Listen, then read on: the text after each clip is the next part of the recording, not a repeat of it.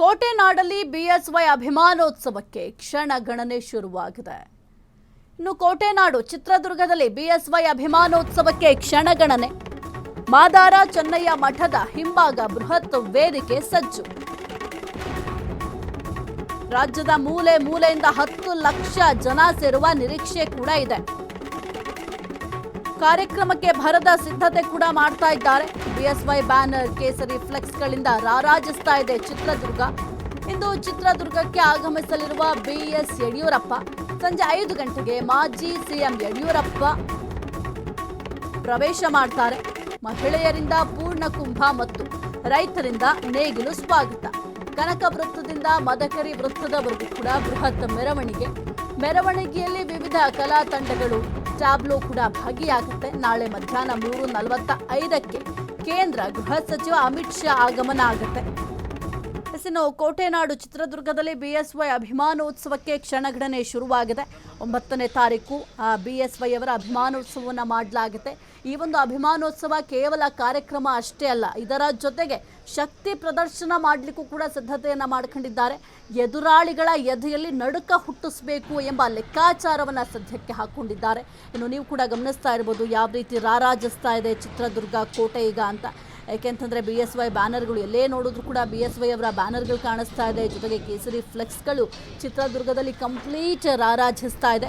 ಇನ್ನು ಬಹಳ ಮುಖ್ಯವಾಗಿ ರಾಜ್ಯದ ಮೂಲೆ ಮೂಲೆಯಿಂದ 10 ಲಕ್ಷ ಜನ ಸೇರುವ ನಿರೀಕ್ಷೆ ಕೂಡ ಇದೆ. ಹಾಗಾಗಿ 10 ಲಕ್ಷ ಜನ ಸೇರ್ತಾರೆ ಅಂತಂದರೆ ಯಾವ ರೀತಿ ಸಿದ್ಧತೆಗಳು ಬೇಕು ಅದೆಲ್ಲವನ್ನು ಕೂಡ ಮಾಡಲಾಗ್ತದೆ. ಜೊತೆಗೆ ಭದ್ರತೆ ಅನ್ನೋದು ಕೂಡ ಬಹಳ ಮುಖ್ಯ ಆಗುತ್ತೆ. ಆ ಒಂದು ಭದ್ರತೆಯನ್ನು ಕೂಡ ಈಗ ಆಲ್ರೆಡಿ ಯಾವ ರೀತಿ ಭದ್ರತೆಯನ್ನು ಒದಗಿಸಬೇಕಾಗುತ್ತೆ, ಯಾವುದೇ ರೀತಿಯ ಅಹಿತಕರ ಘಟನೆಗಳು ಸಂಭವಿಸಬಾರ್ದು, ಅದಕ್ಕೆ ಬೇಕಾದಂಥ ಮುಂಜಾಗ್ರತಾ ಕ್ರಮಗಳನ್ನು ಕೂಡ ಈಗ ಆಲ್ರೆಡಿ ತೆಗೆದುಕೊಳ್ಳಲಾಗಿದೆ. ಇಂದು ಚಿತ್ರದುರ್ಗಕ್ಕೆ ಬಿಎಸ್ ಯಡಿಯೂರಪ್ಪ ಅವರು ಆಗಮಿಸ್ತಾರೆ. ಅವರ ಆಗಮನಕ್ಕೂ ಕೂಡ ಈಗ ಆಲ್ರೆಡಿ ಸಿದ್ಧತೆಯನ್ನು ಮಾಡಲಾಗಿದೆ. ಸಂಜೆ 5 ಗಂಟೆಗೆ ಮಾಜಿ ಸಿಎಂ ಯಡಿಯೂರಪ್ಪ ಅವರು ಪುರ ಪ್ರವೇಶವನ್ನು ಮಾಡ್ತಾರೆ. ಮಹಿಳೆಯರಿಂದ ಒಂದು ಕಡೆ ಪೂರ್ಣ ಕುಂಭಕ್ಕೂ ಕೂಡ ವ್ಯವಸ್ಥೆಯನ್ನು ಮಾಡಲಾಗಿದೆ. ಅದರ ಜೊತೆಗೆ ರೈತರಿಂದ ನೇಗಿಲು ಸ್ವಾಗತ, ಅಂದರೆ ವಿಭಿನ್ನವಾಗಿ ನೇಗಿಲು ಸ್ವಾಗತವನ್ನು ಮಾಡಲಿಕ್ಕೂ ಕೂಡ ಸಿದ್ಧತೆಯನ್ನು ಮಾಡಲಾಗಿದೆ. ಇನ್ನು ಕನಕ ವೃತ್ತದಿಂದ ಮದಕರಿ ವೃತ್ತದವರೆಗೂ ಕೂಡ ಈ ಒಂದು ಬೃಹತ್ ಮೆರವಣಿಗೆ ಸಾಗುತ್ತೆ. ಈ ಒಂದು ಮೆರವಣಿಗೆಯಲ್ಲಿ ವಿವಿಧ ಕಲಾ ತಂಡಗಳು, ಜೊತೆಗೆ ಬಹಳ ಪ್ರಮುಖವಾಗಿ ಟ್ಯಾಬ್ಲೋಗಳು ಕೂಡ ಭಾಗಿಯಾಗಲಿದೆ. ಹಾಗಾಗಿ ಯಾವ ರೀತಿಯ ಟ್ಯಾಬ್ಲೋಗಳನ್ನ ಪ್ರದರ್ಶನ ಮಾಡ್ತಾರೆ ಅನ್ನೋದು ಬಹಳ ಕುತೂಹಲಕ್ಕೆ ಕಾರಣ ಆಗಿದೆ. ಇನ್ನು ನಾಳೆ ಮಧ್ಯಾಹ್ನ 3:45ಕ್ಕೆ ಕೇಂದ್ರ ಗೃಹ ಸಚಿವ ಅಮಿತ್ ಶಾ ಅವರು ಕೂಡ ಆಗಮಿಸ್ತಾರೆ. ಯಾಕೆಂತಂದರೆ ನಾಳೆ ಈ ಒಂದು ಅಭಿಮಾನೋತ್ಸವ ಇರೋದ್ರಿಂದ ಆಲ್ರೆಡಿ ಗೃಹ ಸಚಿವ ಅಮಿತ್ ಶಾ ಅವರಿಗೂ ಕೂಡ ಆಹ್ವಾನವನ್ನು ನೀಡಲಾಗಿದೆ.